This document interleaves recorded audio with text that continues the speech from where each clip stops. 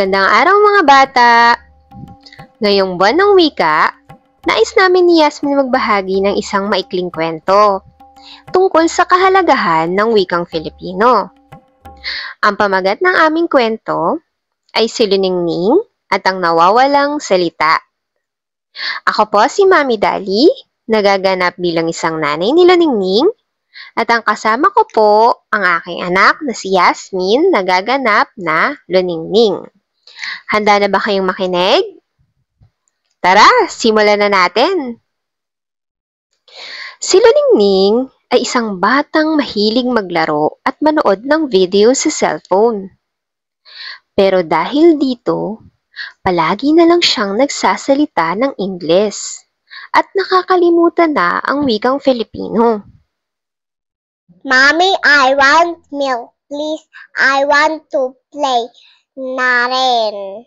Aba, si Luningning ay puro Ingles nang sinasabi. Nakakalimutan na niya ang wikang Filipino. Isang araw, habang si Luningning ay naglalaro, biglang lumakas ang hangin at may mahiwagang boses na narinig niya. Ho, ho, ho! Ako si Lolo Wika. Luningning, napapansin ko na nakakalimutan mo na ang wikang Filipino. Po, sino po kayo? Kapag hindi mo ginamit ang wikang Filipino, mawawala ang mga salita mo. Pero kapag ginamit mo ito, araw-araw, babalik ang lahat ng mga salitang nawala. Kaya't nagsimulang magsanay si Luningning.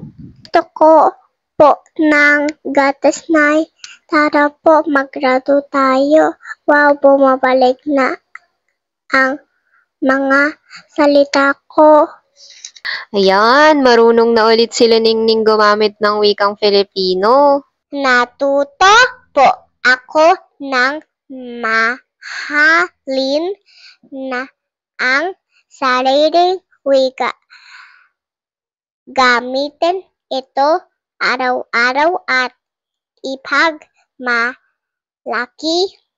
bilang isang Pilipino.